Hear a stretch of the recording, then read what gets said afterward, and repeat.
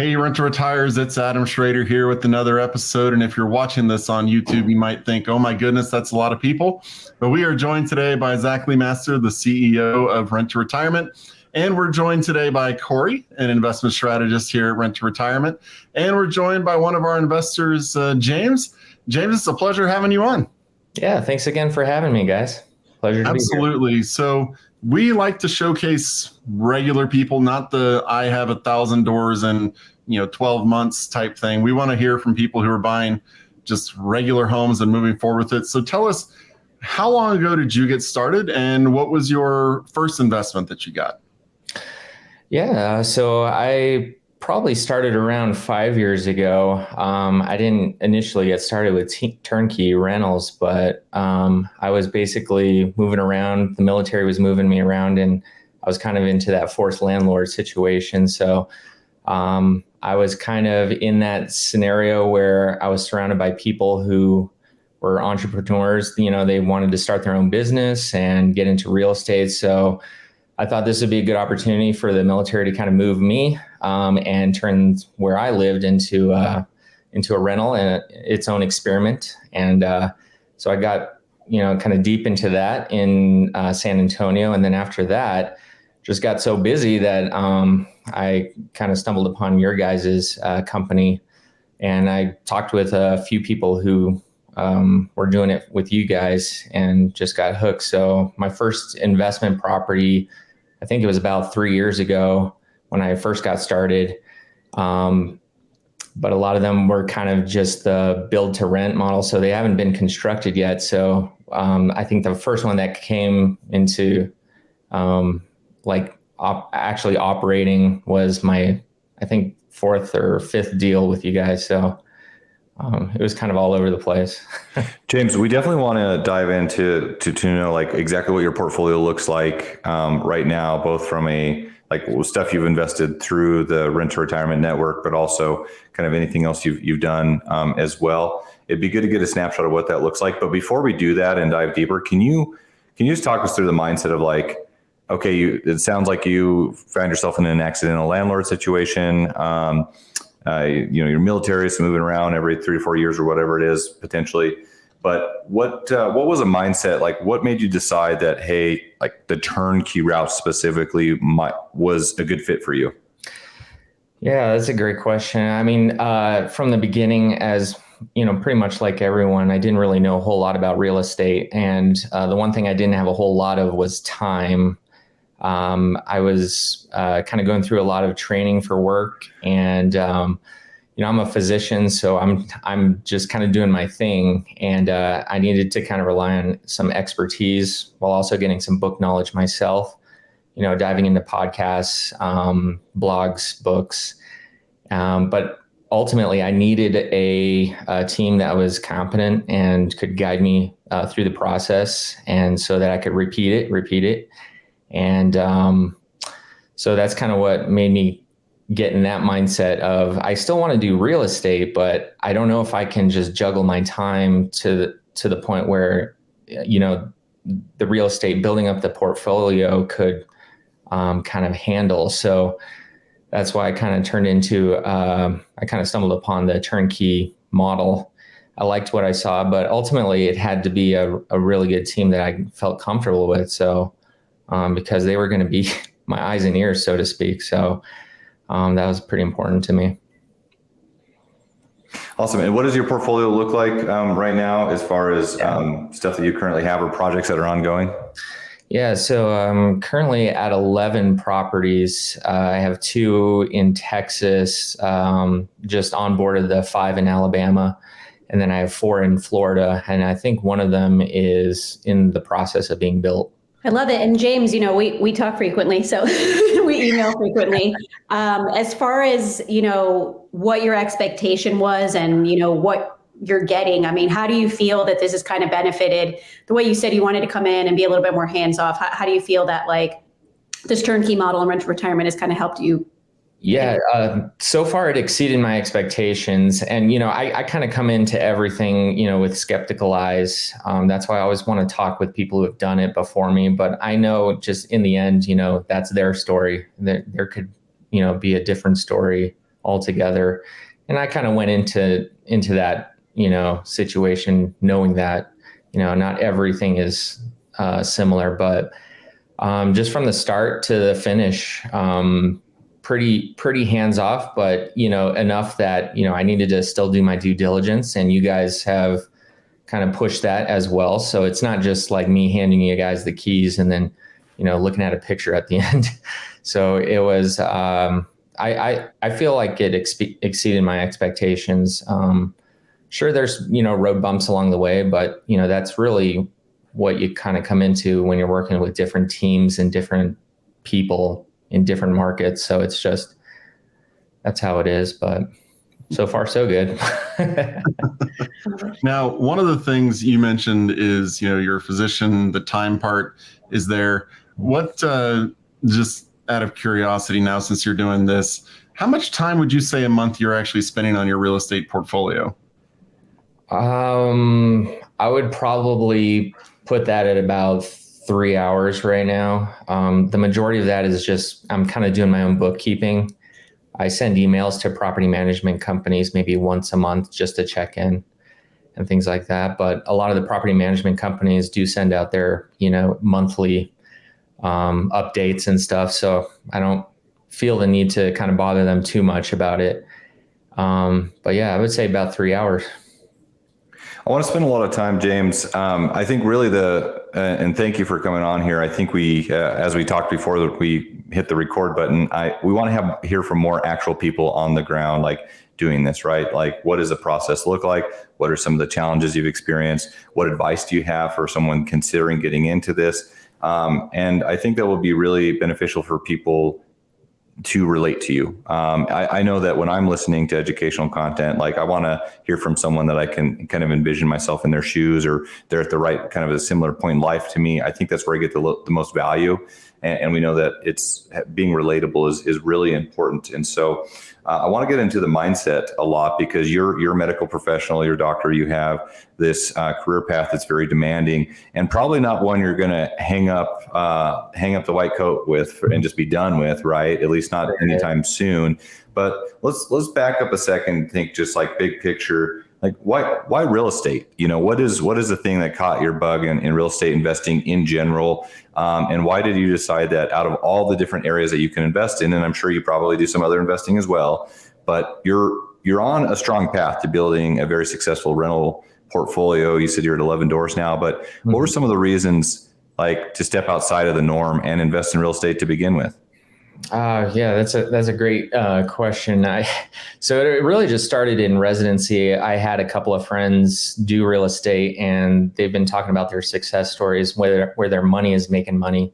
But not only that, is they're owning an asset that gives you so many tangible benefits in many different aspects. Tax benefits, appreciation, loan pay down, and then the cherry on top, cash flow.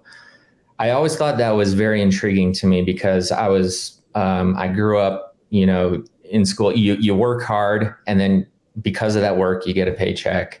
And that didn't really change in residency. I think it actually got a little worse. You have to work really hard, and then in training, it's a little paycheck. So that kind of fueled the fire. I'm like, there's got to be more to this. But yeah, you're right, Zach. I do other investments, but real estate by far has been the one that has been shining, just because I'm seeing over 2 or 3 years, the loan pay down, the tax benefits and appreciation, and then a little bit of cash flow. So I'm seeing this with my actual eyes. And once you see it with your eyes, you kind of want to get the next one and to see if it goes more. So I've always loved what I do. I will continue doing what I do until they kick me out or something. But so I always kind of fall on that, is I'm always going to work in some capacity, but I do want that passive income,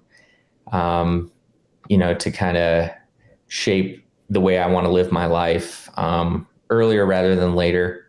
And, one day down the road, if my kids want to, jump in and see what I'm doing all the time, it's an avenue for me to teach them to get into business and get them bit by the bug early. So I love that. I absolutely love it. Yeah, and I think that the more you like learn about real estate, and which is a lifelong journey, in my opinion, it's like, in my opinion, real estate is not something like you're ever done with. And to your exact point, like this stuff you want to teach to your kids and pass on to future generations, and like your friends and family and colleagues and inner circle of like people you care about, you want to share that knowledge with them so they can take steps to obtain the same benefits. And it's not easy. Let's be clear about that. We're going to get into like the issues, even in turnkey investing, like real estate. It's not easy. If it was, everyone would be doing it. But I do think that it offers the best opportunity to really get ahead, right? To make your money work for you and to be a smart investor. We call real estate the ideal investment. And that talks about, that's an acronym for all the ways we're growing wealth. You have your I for income, which is your cash flow, D for depreciation and tax benefits, E for equity growth as the tenant pays the loan down for you, A for appreciation, of course, and L using leverage to really to scale your portfolio. Like there's no other investment out there that comes close combining all those things. And that's why we love real estate. And yeah, once you get the bug and you start to see it, it takes time. It doesn't happen overnight. But man, if you can commit to like just a few intentional years of investing and just stay in the course, like you can create a lifetime worth of income. But it does take some work. So right. And I think that's kind of what made it sweeter, is that it wasn't an immediate, reward, because you put in all the hard work and then you kind of wonder for a little bit, there's this lull. And then after a couple of years, you start to see it and it's like, that was worth it. I trust myself a little bit more now with my gut. Awesome. And James, you've gotten to take advantage of a lot of different opportunities. I feel like every time we get a new market that's a new construction, which seems to be, one of your strategies, what's kind of drawn you to choosing some of the places that you've chosen so far? Pretty much knowing that those markets are performing pretty consistently above expectations. And like you said, I like to do different markets to diversify, to mitigate some risk. I just kind of stumbled upon the new constructions, and I like where you start fresh and you don't have to put too much into the deals, in terms of repairs and things. So I like that buffer, getting started. I want to feel really comfortable with the infrastructure that, I'm getting into. And, with new builds, new areas, it attracts, a lot of tenants. So I felt comfortable that would be, the shallow end for me, jumping into that niche. So. And on that note, so you've invested a lot in what we would call growth markets, at least for the vast majority with your own investing and with our network. That's mainly in the Sun Belt, where you have a lot of population growth. So this is new construction, which I agree with you 100%. New construction is a great investment to be in, where you have more predictable returns, less maintenance, probably better appreciation and rental growth year after year. However, it is more expensive usually, so more money down. Although you did take advantage of the creative option in Alabama, which I do want to dive into a little bit to talk about like the mindset with that. But so that's kind of the trade-off here, is it's more money to invest, and sometimes there's more variability. You're doing also some ground up construction, which that's kind of like advanced theory investing, which has a lot more variability in it, but and more risk, but also potential more reward, right? Because of the ability to come into more equity. So there's some more variability with some new construction, at least to get it to the point of completion. But I think you see the benefit long term. I certainly like new construction, and over the years I've tended to purchase more new construction, just because like long term it's just less headache, less and more predictability and better upside.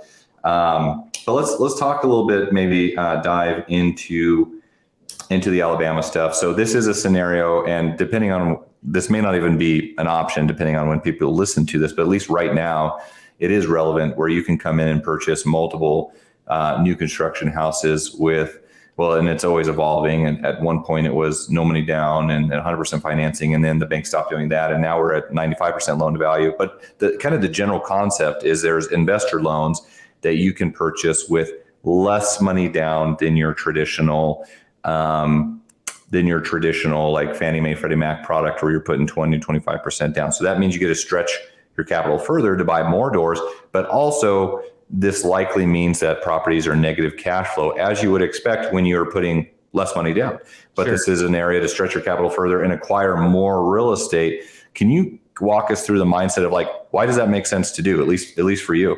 Yeah, that's a great question. Had to talk it a little bit more in depth with my wife, because this is a little bit more, off the beaten path in terms of investing. But what I found particularly attractive about this was it was sort of a deferred down payment, spread out, if you looked at it that way, because you are, like you said, you are expecting that negative cash flow because you're putting nothing into the deal. However, my mindset was number one, I didn't need the cash flow in year one or year two or year five. I love my job. I'm going to continue to work. So I'm not going to lose sleep over that. What I wanted to make sure was that it was appreciating. It was, everyone liked this area. They were great houses, had a good team behind it. And if I knew all those boxes were checked, I said, this is a good 10-year investment, 20-year investment, because I'm in the long-term buy and hold game. I'm not there to make a quick buck.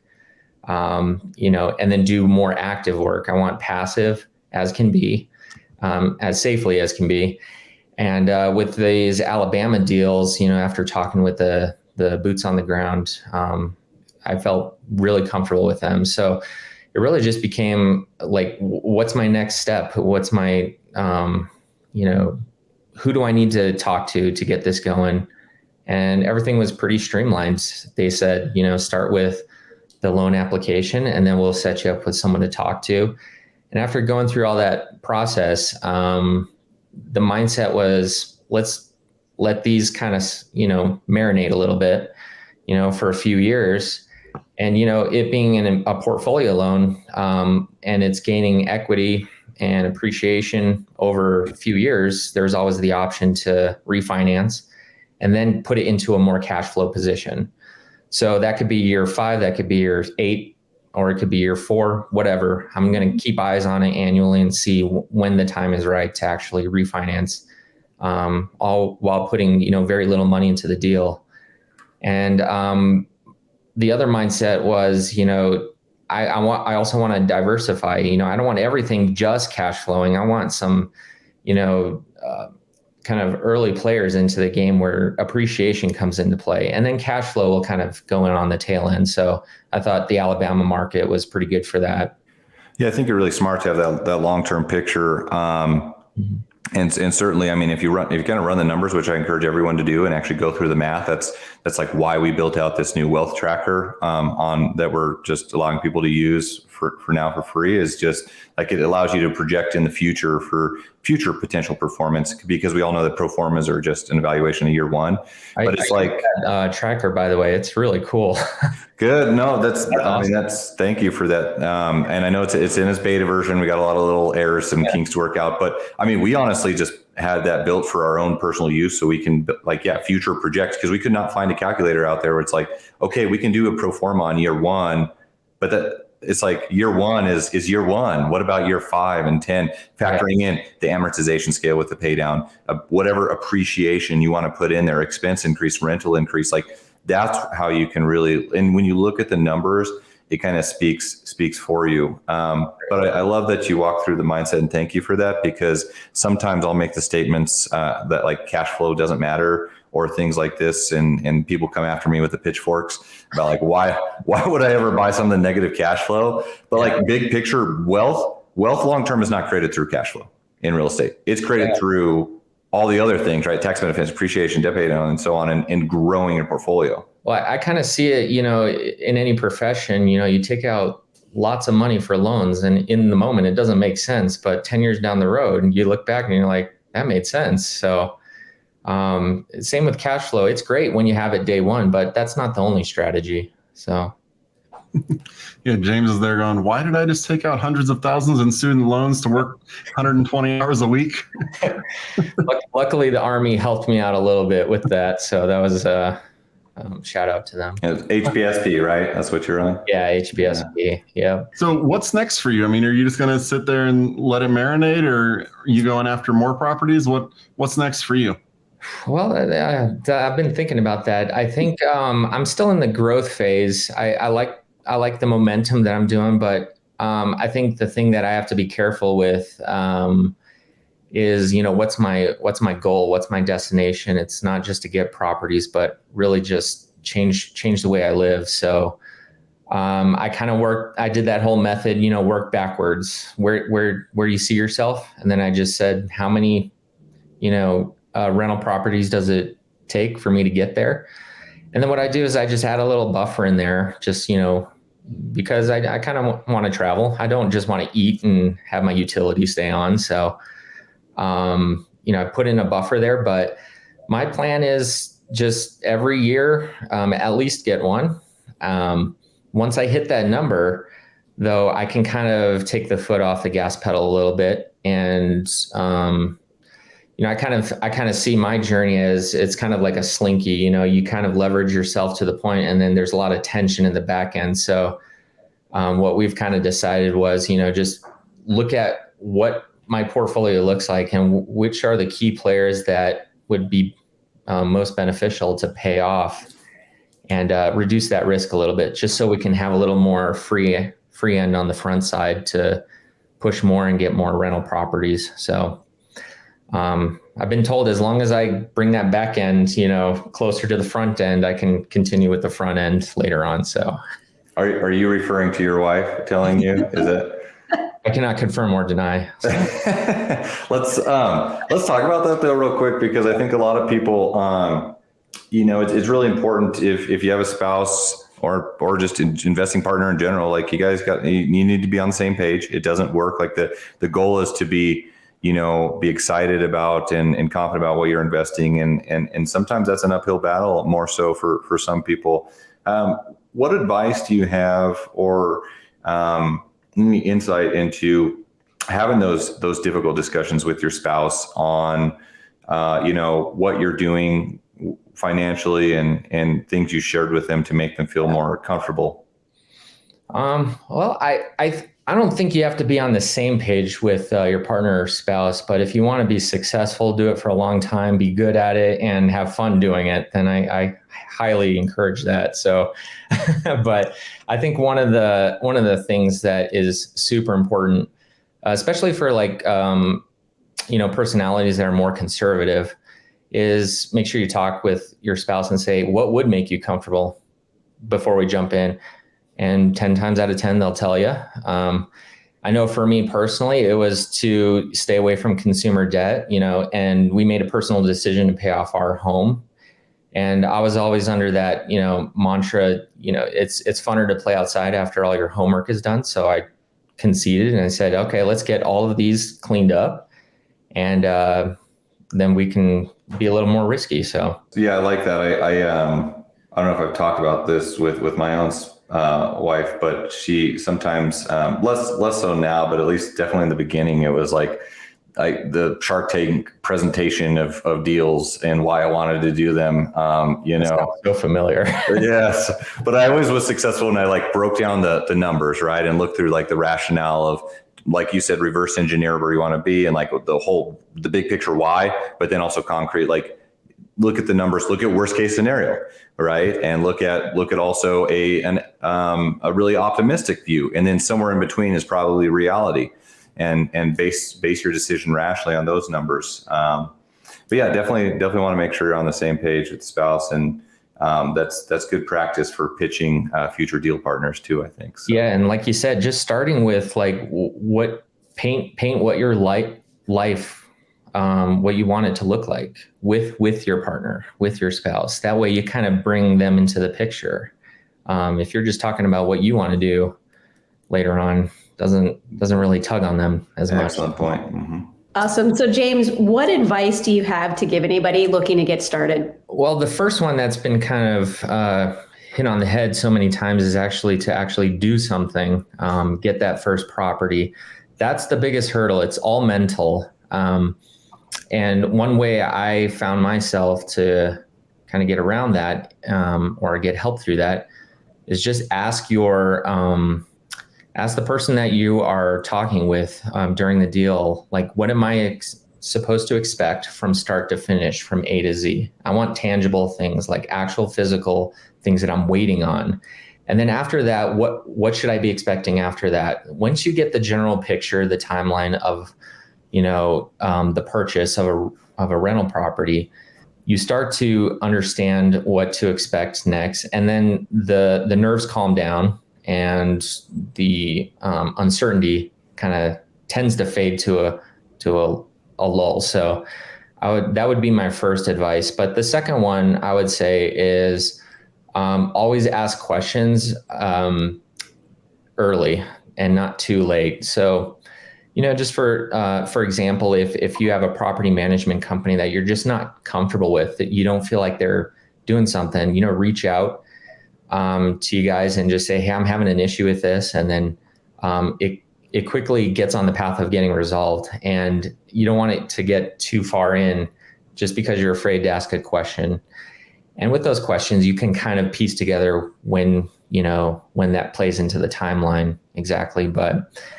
And then I would say probably the third one, and probably most important, is when you're actually into the deal, is have those cash reserves. Figure out that number that you need to feel comfortable. It's the antidote, to turn bad sleep into good sleep at night, and particularly like your spouse or partner.